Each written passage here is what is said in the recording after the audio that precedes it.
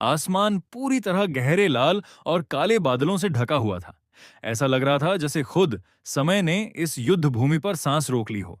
हर तरफ धूल और जली हुई ऊर्जा के अवशेष हवा में तैर रहे थे।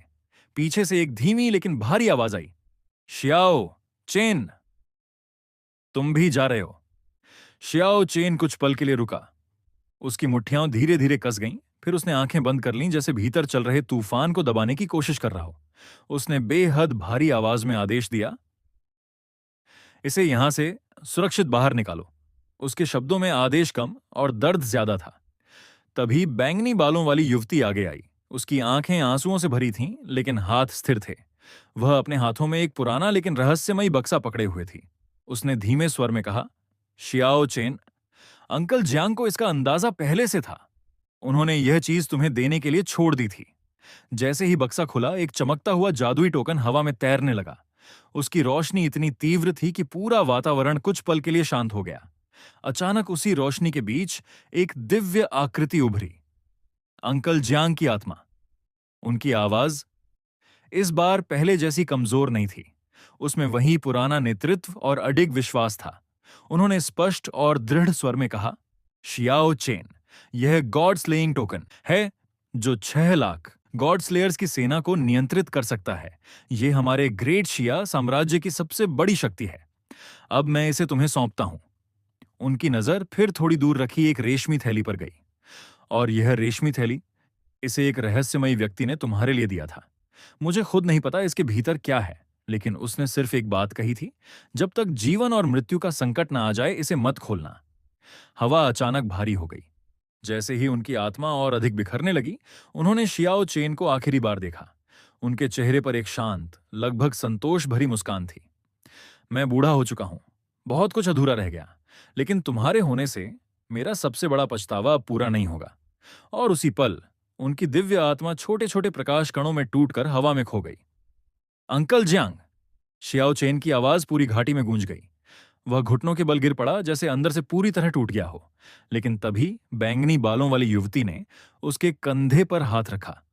उसका स्पर्श ठंडे टूटे हुए दिल में एक स्थिरता की तरह था।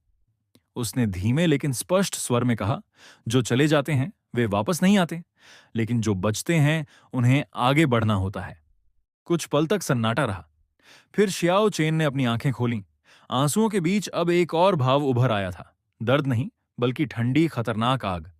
उसने अपने दांत भींचे और बेहद शांत लेकिन घातक स्वर में कहा, मैं समझ गया हूं। आज के बाद से मैं जियांग चेन महान जिया का सम्राट बनूंगा। वह युद्धभूमि के बीचों बीच खड़ा था, जहां जमीन फटी हुई थी, हवा में जलती हुई ऊर्जा के अवशेष तैर रहे थे और हर तरफ मौत की गंध फैली थी। उसका काला लबादा हवा में ऐसे लहरा रहा था जैसे किसी अंधे तूफान का जीवित हिस्सा हो।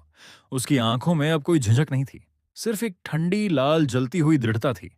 उसने मुठ्ठियां भींचते हुए हर शब्द को पत्थर की तरह गिराया, जो रास्ता मुझसे पहले के लोग अधूरा छोड़ गए हैं, मैं उस पर आगे बढ़ूंगा, और जो दुश्मनी वो पीछे छोड़ गए हैं उसका बदला मैं 100 गुना चुकाऊंगा।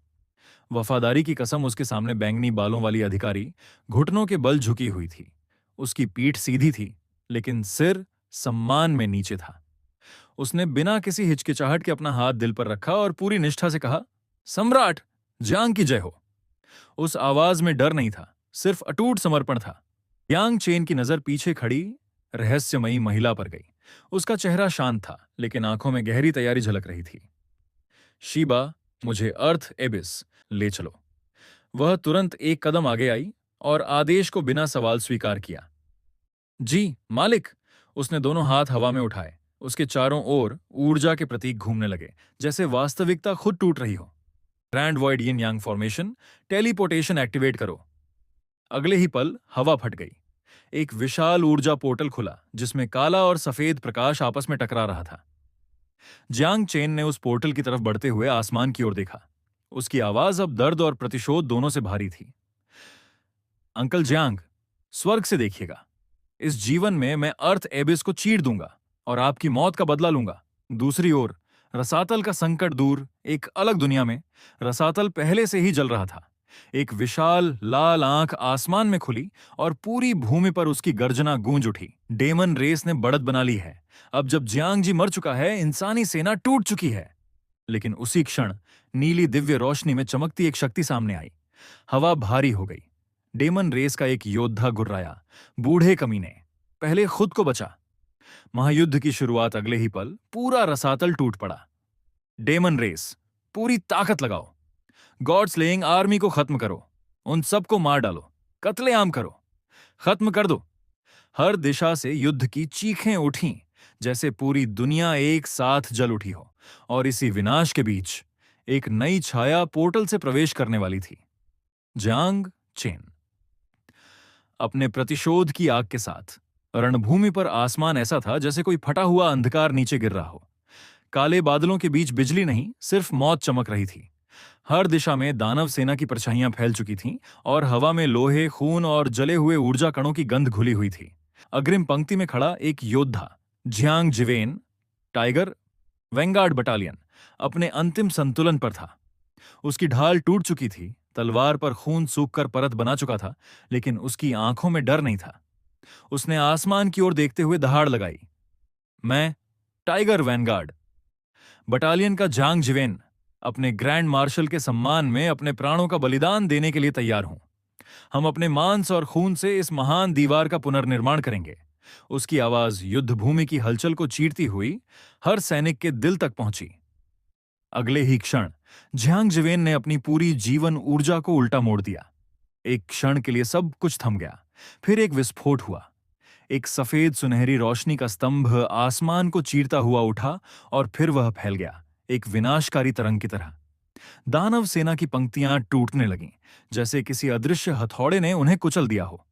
मरते हुए दानवों के बीच उसकी आखिरी आवाज गूंजी, कमीने राक्षसों, मेरे साथ नरक का रास्ता नाप लो। और फिर सब कुछ रोशनी में डूब गया कि शिया साम्राज्य के बाकी सेनापतियों के भीतर कुछ टूट गया या बन गया। ली वेन, जुलू कैंप कमांडर, आसमान की ओर कूद पड़ा। उसकी नसों में क्रोध नहीं बल्कि प्रेरणा जल रही थी। धिक्कार है, मैं हमेशा बूढ़े झांग की परछाई में रहा, लेकिन अब नहीं। हुआंग झोंगयोंग, क्यूलिन कैंप हीरो, ने तलवार घुमाई। उसने अकेले 5 दुश्मनों को गिरा दिया, मैं पीछे नहीं रहूंगा। और फिर एक एक कर हर योद्धा ने वही निर्णय लिया, न भागने का, न बचने का, बलिदान का।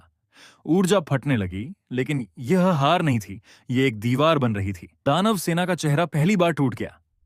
10वीं रैंक की पूरी टुकड़ी खत्म। नेदर सेनापति के हाथ कांप रहे थे। 20 सबसे शक्तिशाली योद्धा मिट गए। अब आयसल कमांडर की आंखों में अविश्वास था। यह इंसानी सेना नहीं है, यह पागलपन है। लेकिन यह पागलपन नहीं था, यह एक ऐसी रणनीति थी जो जीतने के लिए नहीं, दुश्मन को खत्म करने के लिए खुद को जला रही थी। तभी बादलों के ऊपर से एक भारी असहज ऊर्जा उतरी। यूनक्सु, इमोर्टल रेस एल्डर, मुस्कान लिए सामने आया, लेकिन उसकी आंखें ठंडी थीं। शोक मत मनाओ, यह बलिदान व्यर्थ नहीं जाएगा। लेकिन उसकी बात पूरी भी नहीं हुई थी कि दानव सेनापति ने उसका कॉलर पकड़ लिया। पाखंडी बूढ़े, यह सब तुम्हारी चाल थी। उसकी आवाज गूंज उठी। तुमने हमें जानबूझकर आगे धकेला और पीछे से रास्ता बंद किया। तुम हमें मरवाना चाहते थे। अब युद्ध सिर्फ मैदान में नहीं था, यह अब दुश्मनों के बीच भी फैल चुका था। भरोसे टूट रहे थे, गठबंधन दरक रहे थे, और शिया के योद्धा मरकर भी उस पूरे युद्ध का संतुलन बदल चुके थे। एक विशालकाय सींगों वाला दानव क्रोध से कांपते हुए एक बुजुर्ग तपस्वी का कॉलर पकड़े खड़ा था। उसकी पकड़ में हवा भी दब रही थी। बुजुर्ग ने आंखें तरेरते हुए कहा, हूं, 9-फोल्ड डेमन किंग, अगर तुम आरोप लगा रहे हो तो सबूत सामने लाओ। दानव की आंखों में आग भड़क उठी। इतनी हिम्मत कि तुम मुझे चुनौती दो। पास खड़ा एक सेनापति धीमे स्वर में मुस्कुराया, लेकिन उसकी बात झर जैसी थी। अगर यह चाल हमने नहीं चली होती तो युद्ध के बाद सबसे बड़ा हिस्सा हमारा कैसे होता। हवा और भारी हो गई, जैसे विश्वास खुद टूटने लगा हो। सफेद बालों वाला दिव्य ड्रैगन योद्धा और लाल बालों वाला सेनापति बीच में आए ताकि टकराव रुक सके। बस करो, क्या यह आपस में लड़ने का समय है? सफेद बालों वाला योद्धा गरजा। लाल बालों वाला सेनापति भी दहाड़ा, अगर हम आज हारे तो दुश्मन नहीं, हमारी यही फूट हमें खत्म करेगी।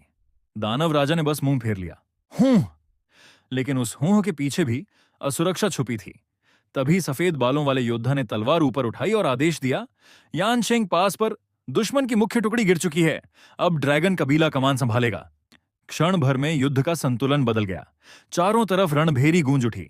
मारो, काट डालो की चीखें हवा को चीरने लगीं, जमीन कांपने लगी और खून तथा धूल मिलकर एक भयानक धुंध बना रहे थे। यान शेंग पास पर इंसानी सैनिक टूटने की कगार पर थे। उनके कमांडर गिर चुके थे। ऐसे समय में शू गुआंगचांग आगे आया। उसके हाथ में भारी गदा थी और आंखों में हार नाम की चीज नहीं थी। उसने दहाड़ लगाई, अब मैं इस गॉड्स लेइंग आर्मी की कमान संभालता हूं। फिर उसने गदा उठाई, 6 लाख सैनिकों मेरे पीछे आओ। उसकी आवाज मरे हुए हौसलों में जान भर रही थी। पूरा दल एक साथ आगे बढ़ा। वे जानते थे कि सामने मौत खड़ी है, लेकिन पीछे हटना अब संभव नहीं था। दूर एक पहाड़ी पर एक रहस्यमयी युवक और घायल राक्षसी लड़की यह सब देख रहे थे। युवक की आंखों में गहरा दर्द था। मैं जानता था यह दिन आएगा, लेकिन इसे देखना अलग ही पीड़ा है। उसने धीमे स्वर में कहा, मैं सिर्फ अंकल जियांग और कुछ कमांडरों को ही बचा पाया, इससे ज्यादा नहीं। लड़की ने हल्की मुस्कान के साथ कहा, आपने पहले ही बहुत कुछ कर दिया है। युवक ने एक लंबी सांस ली और हाथ आगे बढ़ाया। हवा में नीली ऊर्जा घूमने लगी और एक समय चक्र बनने लगा। उसने आसमान की ओर देखा। अगर एक और मौका मिल सके तो यान हुआंग को बचाना होगा। उसने पूरी ताकत उस चक्र में झोंक दी, समय के नाम पर, और उसी पल समय पीछे मुड़ने लगा। आकाश का रंग गहरा गुलाबी और बैंगनी हो चुका था, जैसे वास्तविकता के ऊपर कोई टूटता हुआ स्वप्न बिखर रहा हो। एक आवाज गूंजी, ठहर जाओ। उस आदेश के साथ ही नीचे जमीन पर नीली दिव्य रोशनी फट पड़ी। हवा घनी हो गई और एक शक्तिशाली योद्धा प्रकट हुआ, जिसकी उपस्थिति ने ही आसपास की ऊर्जा को दिशा दे दी। उसने दोनों हाथ फैलाए। उसके बीच यिन और यांग का विशाल चक्र घूमने लगा। काला और सफेद प्रकाश एक दूसरे में टकरा रहे थे, जैसे सृष्टि खुद संतुलन खोज रही हो। उसकी आंखें बंद थीं, लेकिन उसकी आवाज पूरी दुनिया को चीर रही थी। यिन और यांग के नाम पर सब कुछ फिर से जुड़ जाए। अगले ही पल एक विस्फोट नहीं, बल्कि एक पुनर्जन्म हुआ। सुनहरी रोशनी की लहरें पूरे अस्तित्व में फैल गईं। टूटे हुए पहाड़ अपने आप जुड़ने लगे। बिखरी हुई आत्माएं खिंचकर वापस अपने रूप में लौटने लगीं। जो कुछ नष्ट हो चुका था, वह किसी अदृश्य नियम के तहत फिर से आकार लेने लगा। फिर उसकी आवाज बदली। अब वह किसी आदेश की तरह भारी थी। 9 नरक लोकों, 9 नेदरवर्ल्ड्स के नाम पर शाही फरमान जारी किया जाता है। सुनहरी रोशनी नीचे गहराइयों में उतर गई, जहां अंधकार सबसे पुराना था और शक्ति सबसे मौन। धूल और अंधेरे के बीच विशाल आकृतियां उभरने लगीं। नीली त्वचा वाले दिव्य जीव, जिनकी आंखों में अनगिनत युगों का भार था, धीरे धीरे सामने आए। वे साधारण प्राणी नहीं थे, वे नए नियमों के आधार बन रहे थे। फिर घोषणा शुरू हुई, जियांग शुआनजी को 9 नरक लोकों का सर्वोच्च शासक, महान सम्राट फेंगड़ू नियुक्त किया गया। जियांग जिवेन को प्रथम नरक का राजा घोषित किया गया। ली वेन को द्वितीय नरक का राजा बनाया गया। हुआंग झोंगयोंग को तृतीय नरक का राजा नियुक्त किया गया। हर नाम के साथ आकाश में एक नई मुहर बनती गई, जैसे भाग्य खुद हस्ताक्षर कर रहा हो। धीरे धीरे अंधकार अब विनाश नहीं रहा, वह व्यवस्था में बदल रहा था। यिन और यांग की शक्ति ने पाताल लोक को फिर से गढ़ दिया था। पुराने नियम टूट चुके थे और उनके स्थान पर एक नई, अधिक कठोर और अधिक दिव्य सत्ता जन्म ले रही थी। सदियों पुराने एक प्राचीन मंदिर के अवशेषों के बीच ताओवादी पोशाक और मुकुट पहने एक रहस्यमयी नीली त्वचा वाले वृद्ध ने अचानक अपनी आंखें खोलीं। उसकी आंखों में लाल चमक थी। जैसे ही उसने सामने खड़े व्यक्ति को देखा, उसके चेहरे पर गहरा शौक और गुस्सा उभर आया। वह क्रोध में चिल्लाया, तो वो तुम हो? वृद्ध के ठीक सामने हवा में तैरते हुए 2 लोग थे।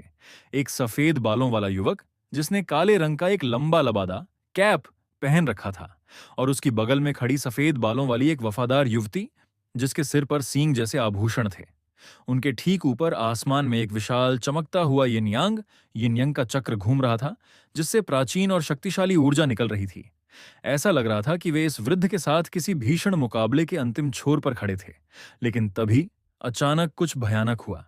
बिना किसी चेतावनी के सफेद बालों वाले युवक का चेहरा दर्द से पीला पड़ गया। उसने अपनी छाती को कसकर पकड़ लिया और उसके मुंह से खून की धार फूट पड़ी।